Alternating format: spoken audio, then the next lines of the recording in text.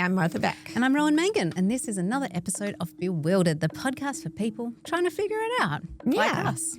And today we're talking about something I think we've all experienced but rarely articulated. Yeah, and we're talking about it as the pull and the push. Yeah. The push, when for some reason, like with a magnet that is positive, it's pushing you, you're pushing back against it, and for some reason we can get into quite a... We can spend our lives, because we've been told to by the culture, pushing toward something that repels us, and it feels like we repel it as well, very much like those two magnets deflecting each other. And if we stop fighting that, we are susceptible to the pull, and that's when things that do want us are drawn towards us, or we're drawn towards them. It seems to be mutual. Yeah. It's quite magical. And that's what we're talking about today, the push and the pull. Let's talk about it. So what are you trying to figure out, Ro? Well, Marty, I hope this is okay to say, but I'm a little bit freaked out by someone in my daughter's kindergarten class. Ooh. There's like this one kid in her class who is... like, I want to say an old soul, but not like an old soul like I've been around for thousands of years and seen many lifetimes. Many so lifetimes. Wise. She's more like, I'm 54 and I work at the dentist's office and my name's Sandra, you know? Is it really No. Sandra? Okay, No, just no. to be clear, it is not Sandra. It's not All right. Sandra, that bitch. No. No, I'm kidding. But yeah, she's very quiet and thoughtful, and she has a really deep voice. It's a little tiny thing. And she just kind of, and she mutters to herself under her breath in a way where you think she's probably like judging your car or something. You know what I mean? I want to hear what she's muttering. I want to hear, but she's really short. Something like, you can't microwave my food in a restaurant. I'll send it right back. Spin your head. I'm going to slap you silly. Yeah, but she'd sort of do it in a more passive-aggressive way really? than that. You can see her just being kind of like... What if people are just born like that, and then when they're 54, you meet them?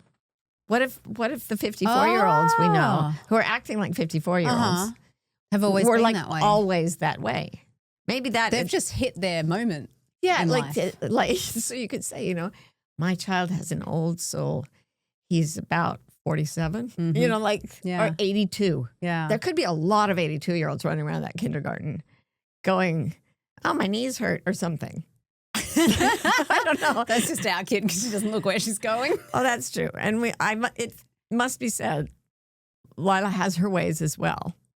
Like, she spilled ginger ale on the table the other day. Yeah. Said, "Oh," put her face down, sucked up the entire pool, like moving her head around it, and then sat back and said, "Huh, I should do that more often." What kind of soul does she have? Like some weird, aberrant... I should do that more often. I should do that more often. She went to school and her teacher told me, she was like, "I got to have some really good time hanging out with your kid today. It was really fun." She goes, she's quite a character. She kept saying, "Drum roll, please," between sentences. The other day she said, "To be fair, most T-Rexes were red." Like, what? What are you talking about? To be fair, Marty. To be fair. Or she said, she told me the other day, "Muffy, I hate to say this, but I just have to. I'm really warm." I hate to say this, but I really have to. The thing is, she very much enjoys an idiom.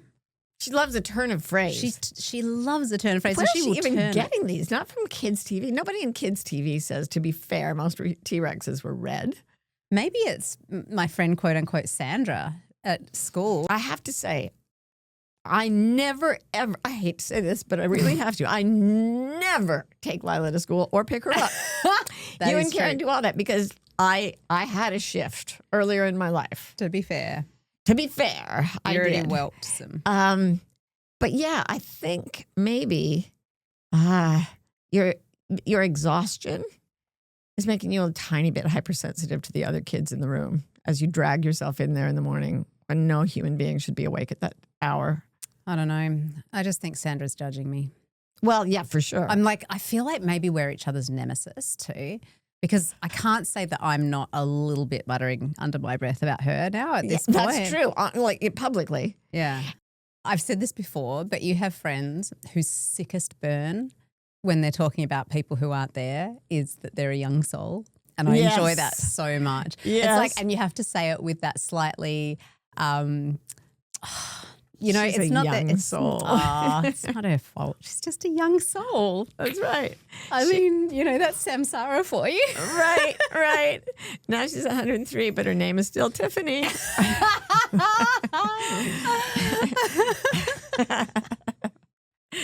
Oh, man, that's so deep. Hey, Marty. Yeah. What are you trying to figure out? Well, you know, with me, it's always about the animals. Yes. Always. And I fully knew that we were like moving into an area renowned for its bears. Yes. And I talk about bears often, but it's because it's a real issue for me. Yeah. It's a real shishu. What were you going to say? I was going to like reveal the name of the town we live in. Well, go ahead. Bearsville. Bearsville. We live in Bearsville. So, So we, you know, what I'm saying is there were clues that we were going to come into this situation. The traffic signs, the yellow signs that have the black silhouette of a bear crossing the road. Yeah. Name of the town, signs, the fact that the first day we moved in, a bear was there in the driveway. Yeah. Yeah, just going, I'll take those leftovers now. He was so sweet. Well, that's the thing is the place is filthy with bears and everybody's fine. I have a friend who I've known forever, but she lives up here, so it's been really fun, like getting to know her better. And she was telling me, she doesn't live in Bearsville, but she lives very close by. And she told me that they have on her property these trees that have buds in the spring, or maybe it's another time of year. Anyway, they're delicious to the bears. And she said, we have bears that just go up one tree and stay there for a week. And at night we open the windows so we can hear them munching. Aww. Isn't that darling? Anyway, so I shouldn't worry. They're so innocuous, these bears. But then we had an incident where you and I were hanging out. Carrie Koo, sound asleep, zonked. Fast asleep. And we ended up talking till 2 a.m, which is what you do when you really like somebody. And Karen was there just asleep. She really likes us too. Anyway. You're painting such a word picture. I am. And then I went out and I always do the same thing. I take my little bag and my flashlight and I walk out to go to my bedroom. To your annex. To my annex, which is 50 steps away. And I say, hey, bears, because that's what you're supposed to do. No, come on, let's be fair. You open the door and you say with a kind of world weariness that always amuses me a little bit, hey, bears. Like, you again. You're kind of like Sandra going, Mondays, am I right? All the people that I know named Sandra go through my head, and then I remember, old soul. Okay. And I think you may have even mentioned this, but it's a daily occurrence in our life. And so I go out at 2 a.m. and I said, hey, bears. And a bear said, like there were 2 very heavy footsteps. And I thought, no. And then I thought, why is a very large man standing on our property at 2 a.m. in Bearsville? And then I thought, those were some very heavy steps. And then I heard very low. That was me. And I pointed my flashlight. I tried to get to see, and I think that's why he went. He didn't like the flashlight. And then it started to move, the sound. And I was like, okay, I'll just go to my room. But at the last minute, I couldn't. So I ran upstairs. You were finally zonked out asleep in your room. And I like jumped on you and went, there's a bear outside. There's a bear out there. There's a bear out there. And you walked me home bravely. And then you tried to walk home alone. Yeah. But I wanted to walk you because of bears. Yeah, we almost got ourselves in quite the just pickle. Running back and forth like some sort of failed logic problem all night long. We would have had to wake Carrie Koo up. Lucky for you, I was born with a very low sense of like physical danger. I never worry. Born of complete naivete, I think. Oh, completely. No, I don't deny it, but it's handy. You should be afraid of anything that moves. Oh, but we're not in Australia. So when you're not in Australia, the threat level goes down so far. Well, and it's like bears are teddy bears in Australia. There are no bears. Well, there's drop bears. There's drop bears, but they only really go for foreigners, honestly. Look it up. So the idea of a bear who I still have my bear that I got when I was 3 years. It's like, it'll be fine, Marty. I'm like, please. You should have heard those footsteps. Anyway, and I went and looked at the footprints the next day. And it was a big bear. It was like a 350-pound bear, or a very small bear with really huge feet, like a Bigfoot, a bear Bigfoot, where the bears around believe in it but never see it. Maybe it was like 6 deer with some bare feet. Dump, dump, dump. So here's the thing. Go on. Then it became Easter. It became Easter. It became Easter. And we had all these plans. And all 3 of us had plans. All 3 of us went shopping for Easter candy, chocolate eggs to hide. Can I confess something? Yes. I have a lot of anxiety around things like Easter and Christmas and Tooth Fairy and all of those. Like, I have a lot of performance anxiety. And so anyway, I just need to put that in because she's being really nice, but I bought most of the excessive amounts of chocolate. You think, what? Do we need to do something about the Easter Bunny? The Easter Bunny brings the... Well, we were just supplementing it. The way you buy presents at Christmas time, even though there's a Santa Claus, right? And talk about performance anxiety with the Tooth Fairy. When my 3rd child, Ellie, lost her first tooth, we put it under her pillow and said, there will be a nice shiny quarter for you. And we opened it. We put it in a plastic bag. Then we pulled it out, my ex-husband and I. And the Tooth Fairy. And the Tooth Fairy. And she had put in with her tooth, she had put a note that said, Dear Tooth Fairy, leave $1 or else. Do you think, Rough. And that was the first tooth she lost. Can you imagine? I had to start saving up right away for her deciduous teeth to plop out of her head. I am with Ellie on this one. 25 cents in the 90s? You're right. I mean. So performance anxiety, right? Like, yeah. Look, child, I brought you a hand-powered egg beater for Christmas. Yeah. Mow my lawn and you can have ye 2pence. 2pence. All right. So it's Easter. It's Easter. I'm fully aware that our place is crawling with bears.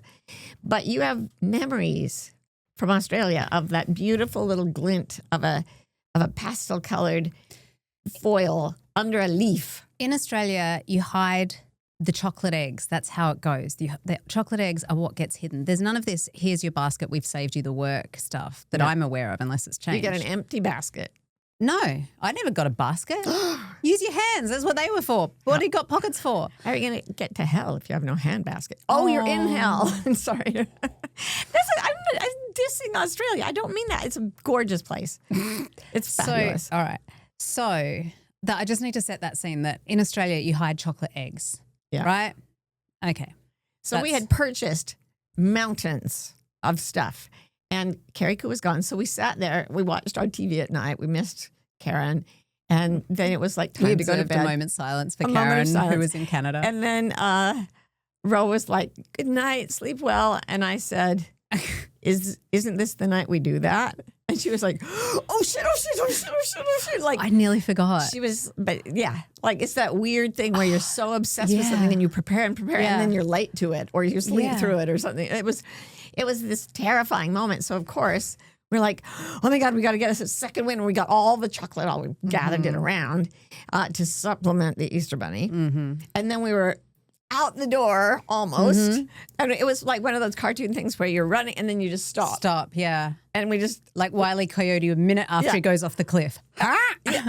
And before the lockdown, and I looked at Ro and I said, bears. Oh, bears would like this. Yeah.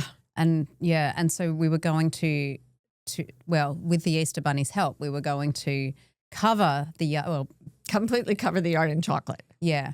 Not really a smart move thinking about it. Right. So if you're in an area where, number one, the bears are waking up from their hibernation because in a weird parallel, they come out of a big hole where you thought they might be dead for Easter, which is where, who knows, like, whoa. Right? That you thought they were dead. The rock is rolled aside. There is a bear. Bear is risen. I'm not saying that it's not true that I don't know what happened in the high and far off time, but what I do know is around Easter, those bears roll away the rocks and they come out and they are not dead. But they are hungry and very inquisitive, and they can smell a piece of chocolate from a distance of 19 miles. Just like our Lord Jesus Christ.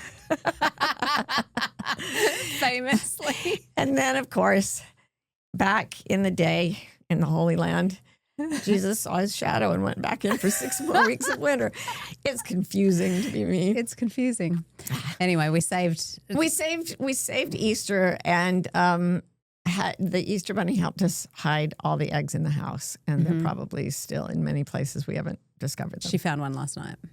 See, that was the great joy of my Easter as a child. We had 10 kids, 8 kids, and 2 adults living in the house. Maybe there were extras. I can't count that high. But the joy of it in this completely chaotic house with 8 kids was that you would literally be and we went for were hard-boiled eggs. There was no chocolate involved. We were in a cult, right? No An offense. egg cult. I'm offending every religion I know. And no offense, Mormons, but you are in a cult. So I remember finding an egg when we were getting ready for the 4th of July. We were still discovering hard-boiled eggs in the house. Yeah, that's what happened. And you know what? What? The bears would have liked that too. It's probably a good thing they never did it outside. Yeah. There you go. I think we've all learned a valuable lesson today. Which is? Let's do a podcast. Oh, why not? Let's do it. Hi there. I'm Ro, and I'll be your podcaster for today. Do you know how to tip your podcaster? It's actually pretty easy. You can rate our pod with lots of stars. All your stars. You can review it with your best superlatives. You can even subscribe or follow Bewildered so you'll never miss an episode. Then, of course, if you're ready to go all in, our paid online community is called Wilder, a sanctuary for the bewildered. And I can honestly say it's one of the few true sanctuaries online. You can go to wildercommunity.com to check it out. Rate, review, subscribe, join, and you all have a great day now. So, Marty, today's podcast is on a topic that you and I started chatting about after a peculiar event took place in our lives. Yes. We both suddenly were seized during a work meeting. Yes.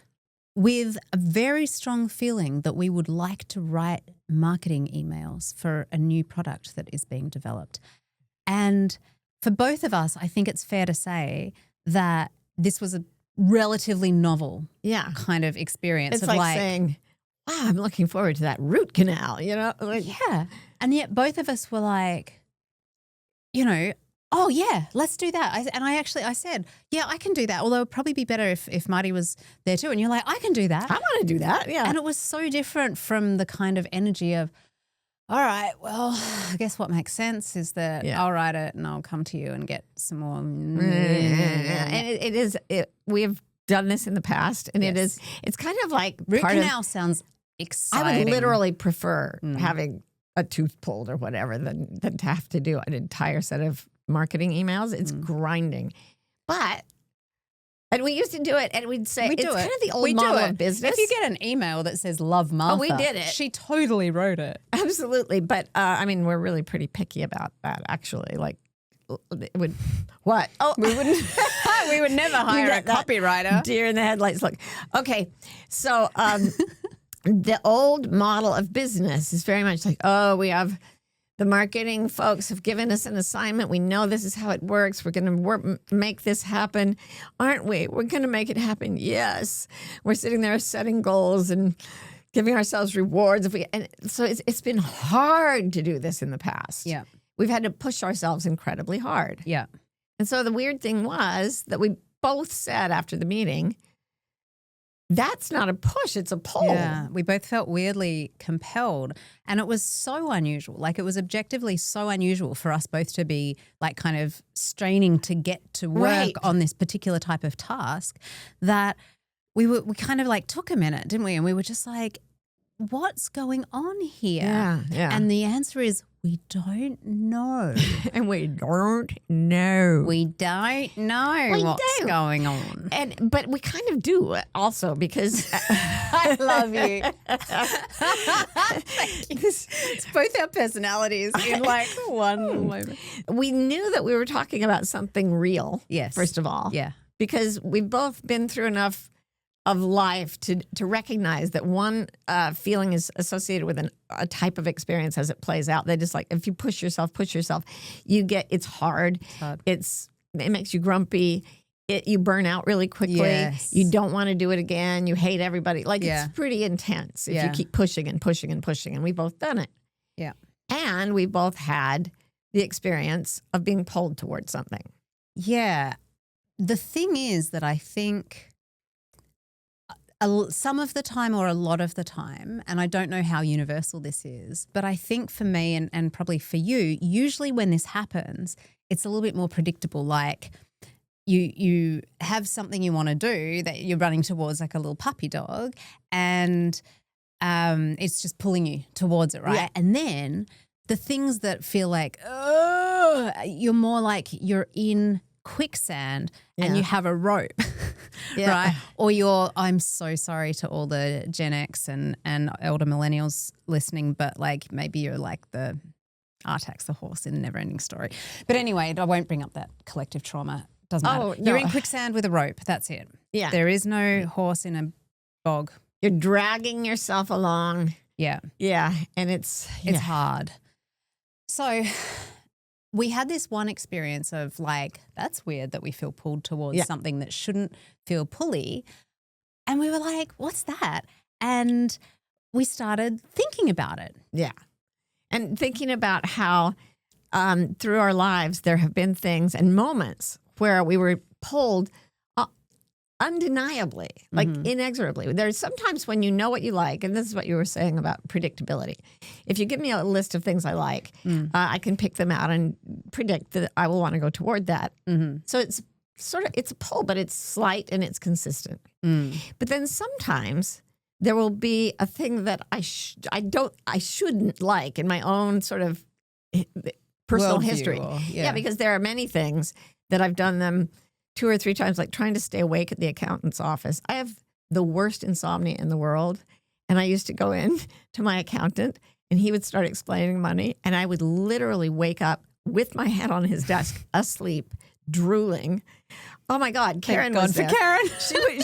I would. And there was one time they actually just put me to bed on a couch in a neighboring office so they could, and I don't fall asleep. Anyway, except there and talking about that. So I know that's a push. To try to even stay awake to talk about money is a push, let alone pushing for something that is just about money. Cannot do it. But this experience of writing the copy defied the odds. And I started thinking, where else have there been things that generally feel like a push to me, but suddenly they're a pull? And I actually, looking back on a lifetime of that, I realized that it's like a series of pulls. It's you were comparing it to a river. Like there's a river that wants me to go to different locations on the landscape. And all it can do is provide you with rock to rock, right? Yeah. So if you're like traveling along through your life and you're just like, this thing pops up, an email comes into your inbox about something, or someone mentions something in passing, or you see something in a magazine or something, like, and you go doing, doing, doing. Yeah. And I feel like that's the rock. That's the next rock. And what I was saying to Marty is, what if we're in the flow of this whole river but we can't see the river. We're in the damn river. Yeah. Like you can't see the river, but like if you could zoom up, you would actually see that in these peculiar little pools, if you'll follow them, if you won't, you're going to spend your whole life dog paddling upriver, which is fine if you like that sort of thing. It's good exercise. Yeah. But how delicious if we like trained our sensitivity towards like whoosh, whoosh, flowing Finding the current. from pool to pool. Yeah. Pull. pull from pool to pool, Pull. from rock to rock. Rock to rock, pool to pool. Sorry, I can't talk. But here's the thing. That is not something that modern culture teaches us to do. It's very, very different from the way decision-making is made from a rational perspective, right? Right. And so I think what the culture would say about opportunities that arise, like let's put it in that frame, right? An opportunity arises one way or another, something that you haven't encountered before and you can move towards it or away from it. Okay. Right? I think what culture would say is Our culture, modern Western, blah, blah, blah. Yes. in the vernacular of our show, by culture, we mean the dominant culture that many of us live in today. If it's not your culture, don't send us emails. We're sorry. Okay, go. I completely forgot what I was talking about. You're going from rock to rock. Culture. Culture would say opportunity arises, make a pros and cons list, right? Yes. Right? These are the pros. These are the reasons I should go towards it. These are the cons. And the cons are going to say things like, haven't done it before, seems scary, inconvenient, boring. Actually, it's less likely to be boring. So what I think we're trained to do is see which one of those columns has the more items in it and follow that. And so it's like it's a rational way of navigating. Yeah, it's return on investment. It's calculating everything according to the reward you're going to get and minimize the effort, maximize the reward. But you know what? What? It's not like return on investment. You can't know ahead of time. So it's only ever a projected return on investment, That's right? true. And that's key, I think, because we're not working, we're not living, we're not doing life in an environment where it is easy to project ROI. That's really true. Whether we're talking financially, if we're talking about business or whatever, or if we're just talking emotional ROI or experiential ROI, like how the fuck should we know how to do any of that And anymore? we have never been able to predict any of that. So what we end up doing is making everything. Honey, I think if you'd stayed awake, the accountant might have had something to say about we've never been able to predict ROI. I think like there probably are some formulae. Yes, certainly in the formal sense where you're selling, hamburgers or whatever. Yes, you can look at ROI. But in terms of you're investing all your energy into this one wild and precious life, there's no way of knowing how much joy you'll get out of something. You can generally predict. Yeah. But you cannot pin it down. You cannot say this is going to be more rewarding to me as a being and know it for sure until you get there. And so we go on experience. I didn't like this. I didn't like this. I didn't like this. This probably won't be fun either. And if you're doing that just with your mind, you're going to stay in pretty much the same pattern. Anything that gives you positive reinforcement, you're going to repeat. And anything you don't know about, you're going to avoid because you don't know. And uncertainty is anathema from this perspective. Right. Yeah. And so in a way, your experience is going to fill out the pros and cons lists itself. Yes. Right. But that's not the way culture tells us to plan it. It's like make sure you know what's going to happen and plan something you know will be good and will bring you all. Right. And so we really know we don't like marketing copy. So we understand that's important, Carmen. Yes, we should, like, by the lights of rational expectation, we should go away from it and assign it to somebody else. But that felt like, no. Like, I was like, no, I want to do it. I know. And it wasn't like, I'll do it. Yeah. Right? Yeah. And so we started thinking about, like, what if we're kind of being remote controlled a little bit sometimes? Like, I don't think it's like every time, every moment, like walking on sunshine. I just mean that every now and again when you have those little, that's an unexpected little tailwind into a direction. The other day in Wilder, our little online community. Not so little. It's not so little, and it's full of, like, in terms of soul, it's immense. The most amazing people are there. So I was talking about pull and push and how we sort of feel pulled towards something. And one of our fabulous people, Tracy, said it's so interesting to her that when she's fallen in love, even if you she hasn't really known the person very well, there's a sense when you interact with someone where that's just happening that they're also pulled toward you.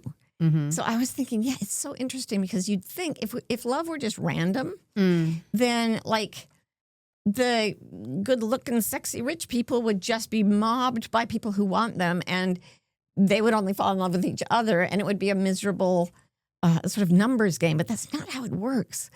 When someone is pulled towards someone else, I started looking back over my life and thinking, there is this. It has turned out that they were also pulled toward me. And it's not just in love situations, it's in work and different things. So we started talking about what I called the third thing. So when I taught art, I was a teaching fellow at Harvard.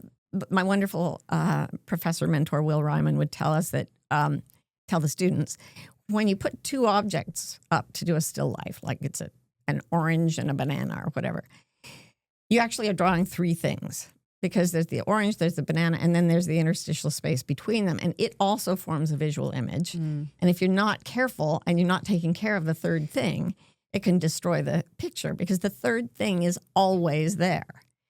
So talking to Tracy, I was like, here we are, we're feeling pulled. Something else feels pulled to us. Like just take it as a hypothesis. When you're feeling pulled to something, let yourself imagine that it's being pulled to you too. And that the third thing, what looks like empty space, is actually like mechanizing the whole process. Or it's gravity, like it's a gravitational force, kind of pulling you together. And what I love about this idea of the third thing as well is, like there's any number of metaphors, like magnet is the other one, right?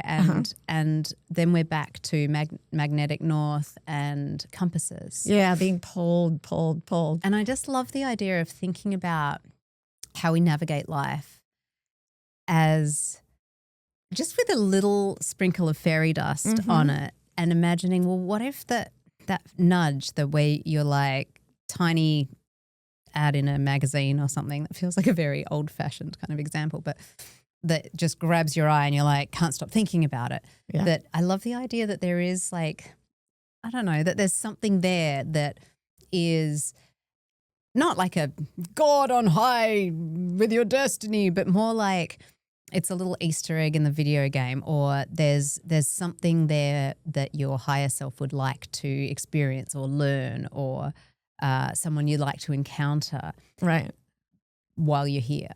So instead of like, I love this. I love talking about this. I do. And even it's funny talking about the culture because even when people do want a little fairy dust, like one of the many years ago when the film The Secret came out, and the secret was that whatever you think about, you'll get. And like people have been, that wasn't a secret. People have been working on that one for a long time, and it doesn't work for most of us most of the time. But it also felt like, like there's a reason that book really caught on. And maybe it's because people, first of all, let me say that people that I knew at that time were like, I'm going to manifest abundance. I'm going to manifest the love of my life or whatever. And they started working on it. And they would work on it and they would make it a push. Like, I know I have it. Like, I have to get my vision board exactly right. And then they would and they'd be like, oh no, but I'm feeling like I have to feel as if I already have the thing. I have to get happier. I have to get happier. Putting $100,000 bills on the roof of their, like, we make everything into a push. But here's my point. The real thing is that we can live as if we're a magnet being just pulled toward things. Like, we can live life not as a series of tasks, but as a series of magnets.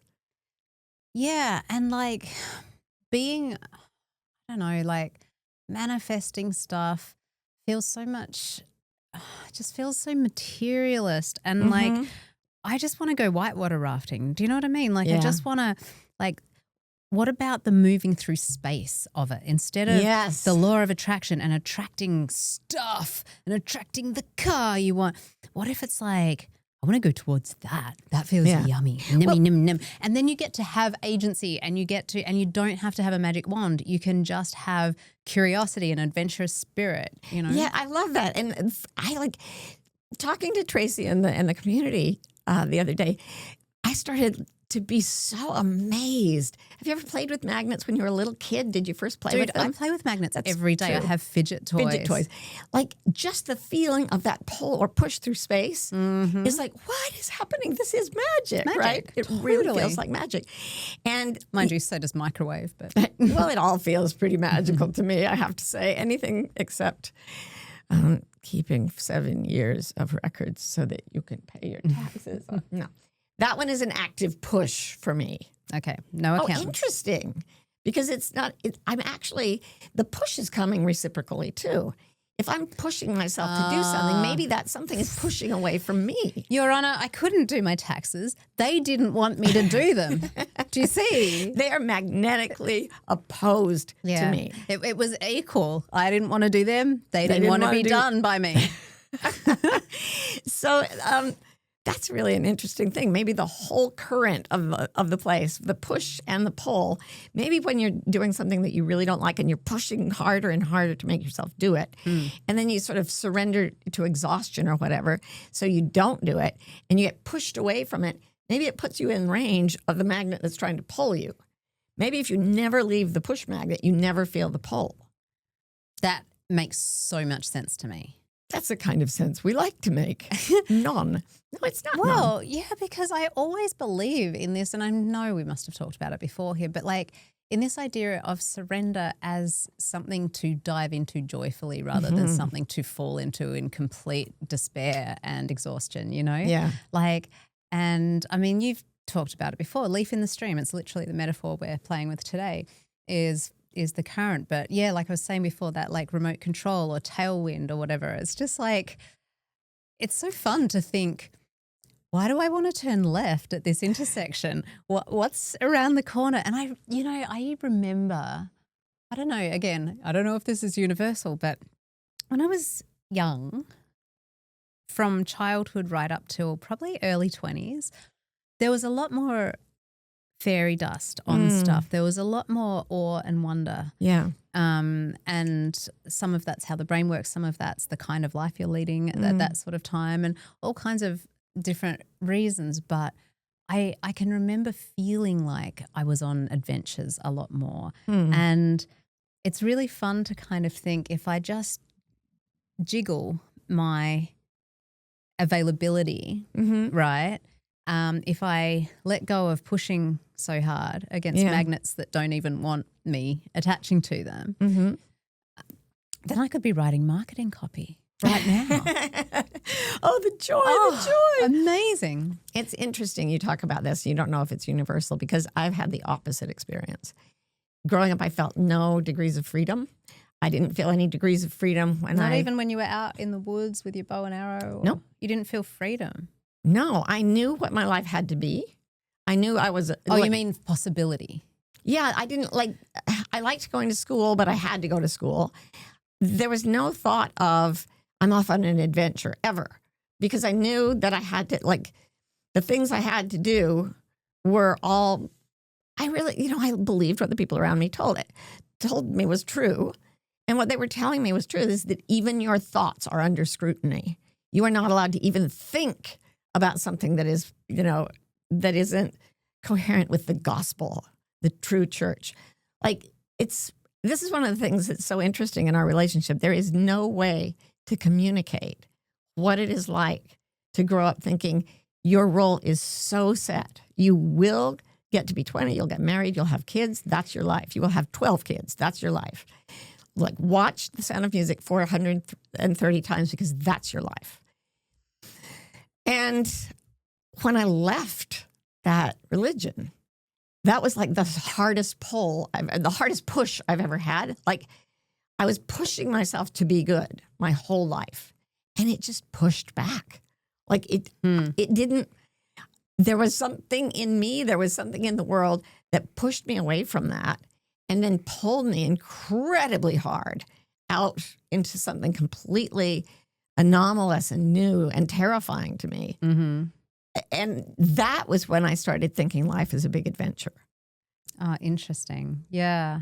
Well, there you go. I mean, and it just shows that like when we can make ourselves available to that worldview, when we can stop pushing against Yes. like all the systems or the institutions or whatever it is that are providing that push. And I think we get so hypnotized by the process of pushing away and being pushed away and how exhausting it is and everything. But it's what we're supposed to do. Yeah. But you can get so stuck in it. And so it does seem like at any point, if you choose to just kind of take a breath and step out of the struggle, that it's this close, it's so close if you want to start following the river, this current. And it is, I want to talk about how you feel for it and what it feels like. Yes. But there is this tendency to have in our minds a kind of religion. Mine was a literal religion, but maybe you are an obsessive reader of Martha Stewart Living magazine, and you really think that the rule is you have to get up at 5 and grow a garden, you have to throw dinner parties at this kind of, at this time, you have to put white. Literally my dream. It is. You have to put, the house has to be absolutely without any clutter whatsoever and painted in the specific Martha Stewart colors. It's my nightmare. There. So, whatever it is in your head that says, this is what I have to do, or I will be socially shamed and I will be shamed inside because I won't think I'm a good enough homemaker, mother, man, whatever it is, the religion in your head, some of us have looser religions than others. Mine was very tight, right? Very jammed in there. I was trying so hard to be good. And that's how we do bad things, because we're trying so hard to be good. Anyway, the difference between running on that, on the prescriptions and the rules and the law that is written either in the Book of Mormon or in Martha Stewart Living or Mechanics Digest or wherever. That's a real thing, I think. The difference between running on book learning and running on internalized religious principles about whatever and actually putting yourself into that river and the feel of a magnet, it's not like anything else you'll ever feel. It defies so much of what you've ever experienced in the past. You drop a rock, it falls, unless it's a magnet and you drop it near another magnet, and then it goes up suddenly. Mm-hmm. It breaks the rules in the most confounding way. And I think I'm always trying to help people do that, and they're just unfamiliar with following the pull.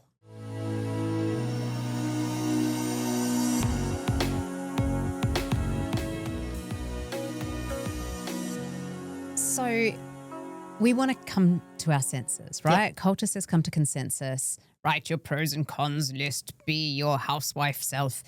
And we want to come to our senses. So in this case, in this conversation, what that means is we want to stop pushing long enough to be able to learn to follow the current and where kind of the adventure of life wants to take us, let's say. So can you help us to understand what's the coming to our senses process with this? What does it feel like? It's really fascinating. Okay, so everybody's familiar with the push. Every single person out there has at some point just buckled up and said, I'm going to have to do this even though I don't like it. We did an episode about the hustle recently that was very much on this. Where you push and you push and you push. And it's really familiar. Most people don't love school. I loved school. So it was a pull for me. So I would look around me and think, why are these people so miserable in school? School is the best thing ever invented. It exactly fits my skill set. And the third thing, wanted me there. So the push is characterized by a sense of heaviness, like a physical sense of heaviness. Exhaustion, you get up in the morning, you already feel the weight of it. It grinds, and maybe it is a magnetic push where you start to go toward the thing and you will go to do anything. Like people talk about writer's block. When you sit down to write, that's when your house suddenly does need cleaning and you get up and you do all the things. So you'll be sort of ricocheting away from it. You have to you'll sit down to think about it. Your mind drifts. It's like it is like trying to push a magnet toward an opposite, or is it the opposite polarity? No, it's the same. The same polarity that deflects. And it is like that. It's like you move up closer to what you're meaning to do and your mind goes off. And then sometimes your body goes off too. And a lot of times people will end up doing things that are self-soothing instead. Like, I have to work on this. And it doesn't want me to work on it. And I don't want to work on it.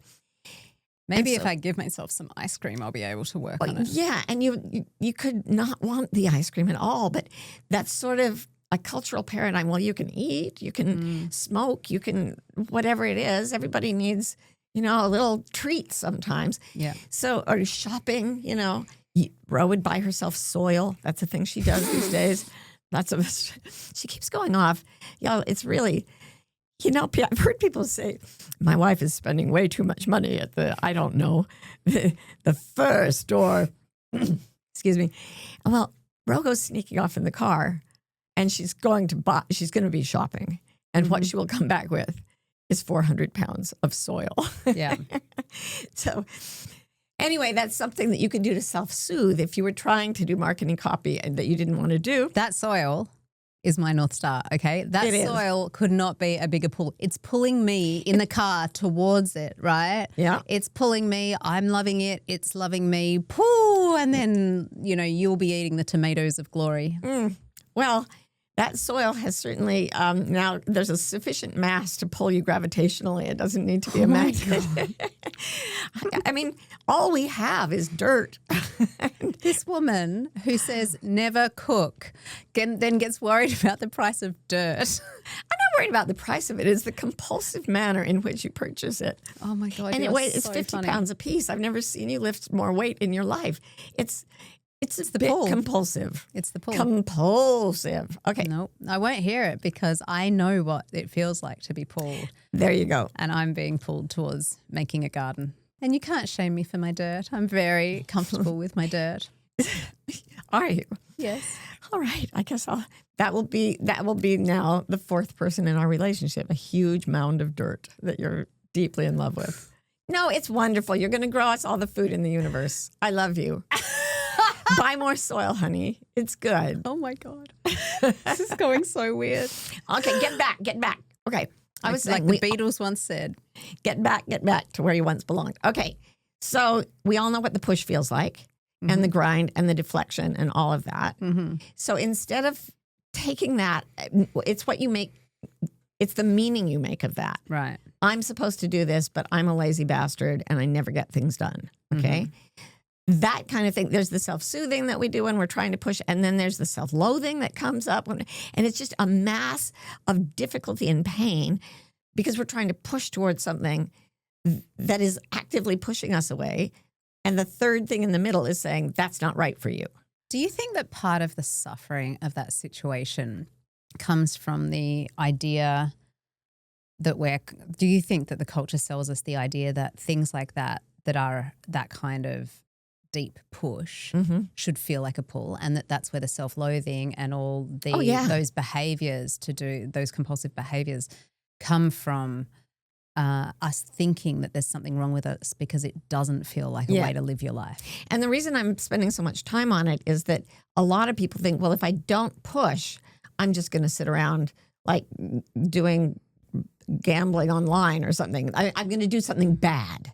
Well, and also, if I don't push, if I don't do something that I hate, I won't get my reward in heaven, i.e. or on earth. On the corporate ladder. Yeah, that's what I'm saying, is that it's all the same story, that misery leads to joy reward in some way. Absolutely. And so, and it does in the short term if all you do is keep the same mindset. So what it feels like to get pulled, you actually have to be out of the mindset of the culture tells me where I'll get my reward and I have to do my chores. You kind of have to drop out of culture and be sort of a freewheeling, independent object that is drawn to its own specific places. And for me, even as a little kid, school was that. Like school pulled me. I loved school and school loved me. And when you're in a place where you're actually following the pull and you're not just getting a reward to make your yourself feel better for not pushing. If you actually free yourself from the push, if you let it propel you away from it, and then you start to feel the things that are calling you, there's a sense of surprise. That's my favorite part about it. Like, what is happening?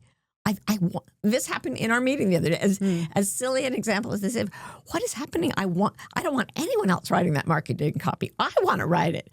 And it seemed so fun. And the same thing happened. Like, I was with a steady partner, had been for decades. You came along, and both of us were like, what is this? What's happening? Why are we pulled? Why are we being pulled? Why does this, what? And I don't know how you felt it, but it was like one of the most intense pulls I've ever had in my life. Yeah. And I didn't know you well enough to realize what an absolute score I was making in terms of Soil. Yes. The soil you would one day have. The amount of soil this person would bring into my life. That's right, baby. No, it blows me away because we talk about following the river and feeling the pull and not knowing why you're going there. And you kind of tried to make up, like people made up reasons why we got together. Well, their sex life was boring or whatever. And she was a gold digger. Yeah, we've heard it. We've heard it all. And in fact, like all I knew was the pull. I didn't know you as well as I did. And then all these things about you sort of, I sort of discovered after it already happened. And I was like, this is exactly the person everything you brought was so perfect that I would never have thought I would find it in one single person. And you didn't. Well, yeah, that's right. That's why we have two partners. But it's weird. I mean, Karen just left for like 10 days to go gallivanting with her sisters. And when the three of us were back together again, it's like, oh, God. It was the magnet clicking again. Yeah. And trying to push away from it, trying to say this is too weird, we can't do this, was one of the most brutal pushes I've ever tried to do. So much that like a couple of hours of it would almost destroy me. I mean, it was so intense. Yeah, I mean, we talk about our relationship and us getting together a lot because I think it was so countercultural. And counter what we intended. No, the internalized culture is just as alive and well as in us as anyone else. But I think and what happened was we did it anyway. The pull was so intense that we did it anyway. But like with all these physics metaphors that I can't really work with because I don't really understand physics, that like something happened where we kind of split the atom a little bit because everything in our lives at the time exploded. That's true. When we got together. Like socially, it was like everything went completely crazy and it was really tough. Oh my God, people did not approve. No, and a lot of people projected a lot of stuff. Anyway, it doesn't matter. But the point was that sometimes it's big energies that you're working with here, you know, not all the time, thank God, because that's a heady, that's a heady kind of thing. But and for true, it is the culture that will fight you when you try to do this. And that was our, the little posse of people we hung out with, that was our culture. Yeah. And then when we got together, that culture was like, oh, no. And we lost it, right? And it was like, what just happened to us?